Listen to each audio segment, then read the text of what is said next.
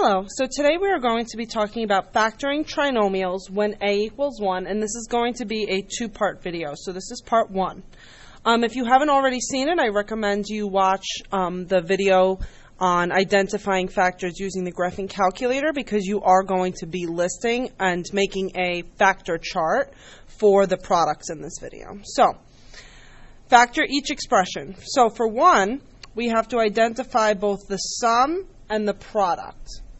So 8 is our sum, it's a positive 8, and product is 7. That's also a positive 7. So I start by listing the factors of 7, which we should know is just 1 and 7. 2, 3, 4, 5, and 6 do not work. So now, obviously, I only have one choice, but 1 and 7 also add to make 8 when they are both positive, and they both multiply to a positive 7. So now I'm going to rewrite my expression into its factored form. So I need to put an x and an x in the beginning of both parentheses, and now I put these factors inside the parentheses. So this gets an x plus 1, and then we get an x plus 7. Technically, you can write x plus 7 and then x plus 1 because of the commutative property. So now let's take a look at example number 2. Once again, we identify the sum and the product. So the sum is positive 11, and the product is positive 18. I list the factors of 18. 1 times 18 is 18, 2 times 9 is 18, 3 times 6, 4, 5 doesn't work, 6 works, but I already have it listed. Since the product is positive, they are all going to be the same sign, and since my sum is also positive, everyone's positive. So now which two are going to help us add to 11?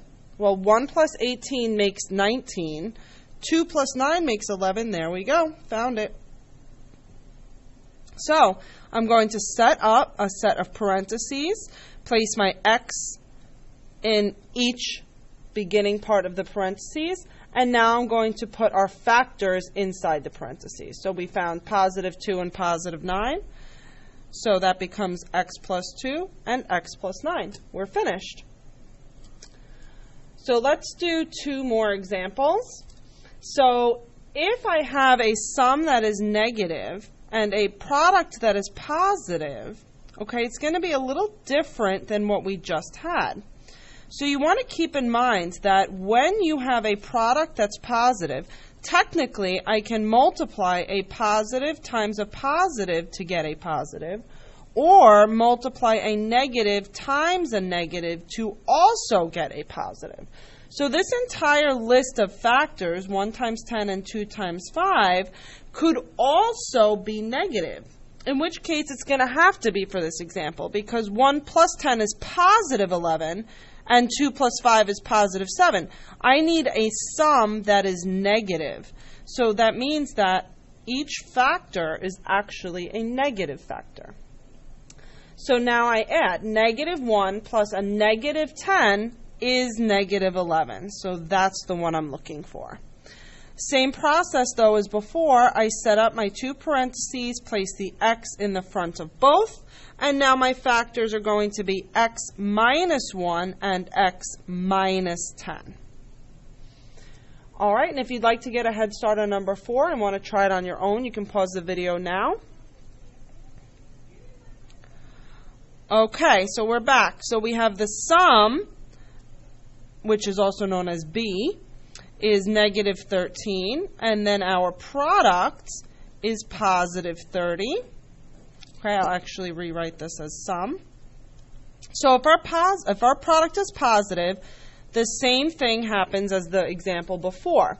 I'm going to start by listing all of the factors. So I have 1 times 30, 2 times 15, 3 times 10, 4 doesn't work, 5 times 6, and that also works.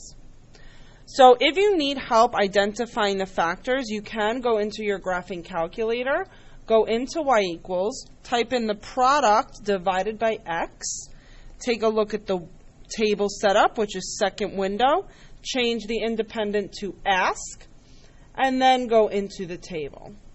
So I would start with 1, enter, 2, enter, 3, enter, 4, enter. Oh wait, that one doesn't work, so let's delete it.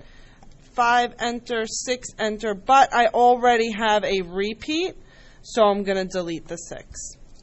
Okay, this is what the other video was on beforehand. So now I have to figure out which two are going to add to a negative 13. Well, all of these positives added together are going to give me yet another positive. If I want my sum to be negative, then they all have to be negative.